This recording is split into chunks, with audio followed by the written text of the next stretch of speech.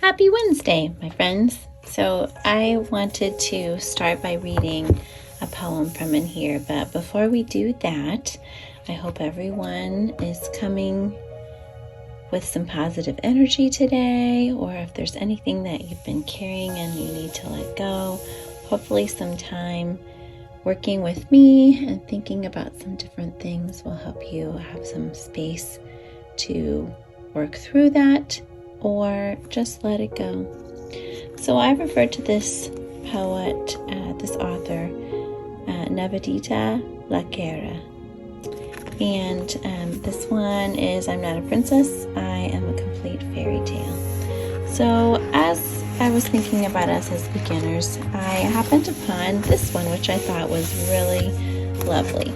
And maybe I'll bring it a little bit closer so that you can read along with me, and then we'll just get into our finger knitting and do some work together today. So it says, don't rush to pick all your pieces. Walk slowly, pick them gently. Greet them kindly, get to know them lovingly. They are fragile till they are together. Think through, it's a second chance in becoming greater than before, better than before. Take your time, the new you is worth it. You, my love, you are worth it. And the message here is allow yourself pace and space. And I really liked that. I thought that would be a great place to start as we're getting into finger knitting. And I'll get to what we're going to do with this in just a minute. But I did want to show you, while we're doing that a little bit, I have this book from Onward again, Elena Aguilar. And I wanted to kind of talk about beginnings, knitting parts of ourself, as I just shared in the poem. But then this particular chart that she shares about the Conscious Competence Ladder. Now we go from unconscious incompetence, we don't know what we don't know, or how bad we are at something. Then we do, conscious incompetence, oh, I'm not really good at this. And then conscious competence, we're getting better, I'm making progress, to the point that it becomes fluent, and then it's unconscious competence. And so I think it's important whenever we start something new to kind of be aware of that. And I'm going to show you what we're going to do with it. Basically, we're going to braid it into a scarf. And I started out making whatever length that I thought I would like, and actually I just measured it, and it's 58 inches, so almost 60 inches. That probably would be a really nice round number to go with and to wrap around. Depends on how long you like a scarf. And so I'm going to come back. I've got my loops on my fingers, and as before, we're going to wrap and pull off. And so we have a little bit of time left, and then hopefully by the end, I'll pause and show you how we're going to braid this and put this together if that's something that you want to do. And then on Friday, we'll begin another actually kind of little project that I think is going to be fun. Might use the same yarn or something else. But let's go back to that first poem that I shared, the one about knitting the pieces together. I think whenever I'm learning something new and we're beginning, we don't necessarily know how it's going to fit into our current identity or our current practices. And I think sometimes that can be scary. Sometimes we have decided to try something new because we've had that autonomy. We wanted to. And then sometimes in our jobs or just in our personal lives, we have to learn something new. We have to begin. We have to be a beginner. And so we don't really, know exactly how that's going to work for us. I like this idea of being open, though, to how we can integrate what we're learning into our current lives or practice. And I think when I have been a practicing teacher and I have been asked by administrators or the school district to learn or think about teaching in a particular way through professional development opportunities that I did not select, sometimes it's been a struggle to be open to some change or some new learning, especially if we're not quite feeling ready or connected to that. But if we go back to that ladder, the Conscious and Competence Ladder, and we think about, some of us are at the top in lots of different ways. We are unconscious of our competence. When we've kind of gotten used to that, or maybe actually we're stuck at the conscious, we feel like, we're doing really well. Or there's some things that we just don't have to think about, lesson plans, for example. I just worked with students this past week on this idea. Well, we've talked about liminality already, about this space of going from writing lesson plans in a longhand university template to more as practicing teachers, kind of not, I guess, a bit of a shorthand. I've been calling it abbreviated. And so it's still kind of clunky initially to go from a template where you have everything written out to now you just have a little bit, and how do you teach from that? Maybe some of you in your other professions find yourself in that kind of transition space from really being detailed to then having to work quickly because you have a lot of responsibilities and you don't have that time that being a student allowed you and that space to think and reflect. Now you're busy with the doing. You're engaging with your students. So I think it's important to stretch ourselves and keep that ladder in mind when we're either, having to practice some patience with ourselves and recognize that, if we are incompetent, if we are struggling with something, well, that's because we are in that space of the ladder. We didn't know what it would be like to start a process, and now we do, and we've seen what it looks like to be competent, and we know we're not there.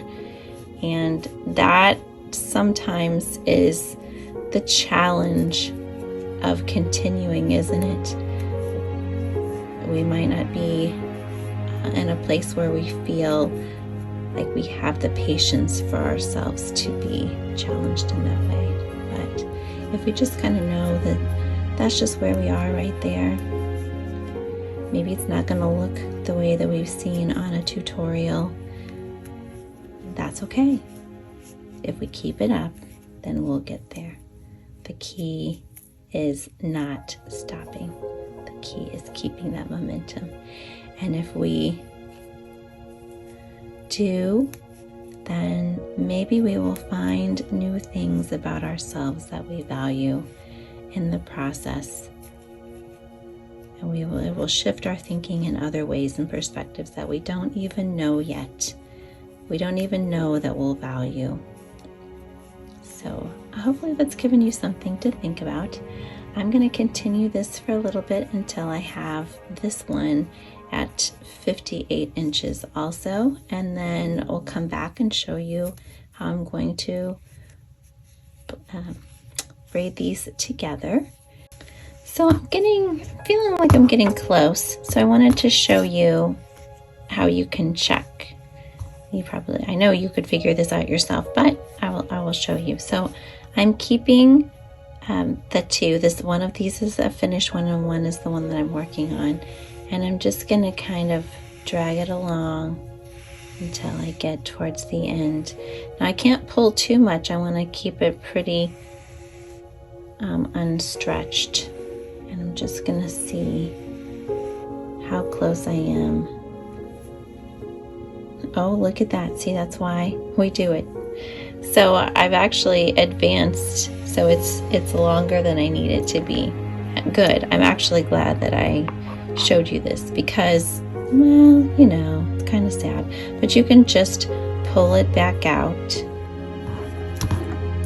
These together. So now what we're going to do is we're going to have all of these together. Our ends. In whatever order you want them in. And it doesn't really matter at first. For right now, we're just going to kind of do a bit of a slip knot. We're going to keep all those together. We're going to wrap it around our hand and then draw it back through. So we have a loop.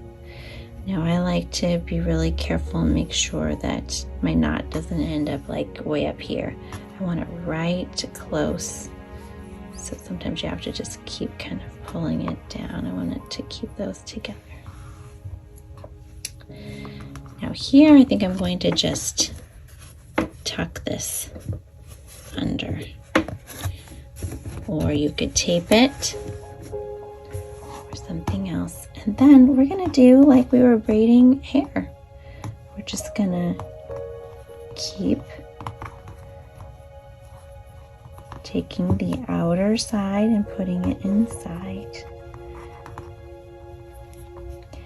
And if this bothers you, you can have these draped off, which I think actually is probably going to feel better, off to the side.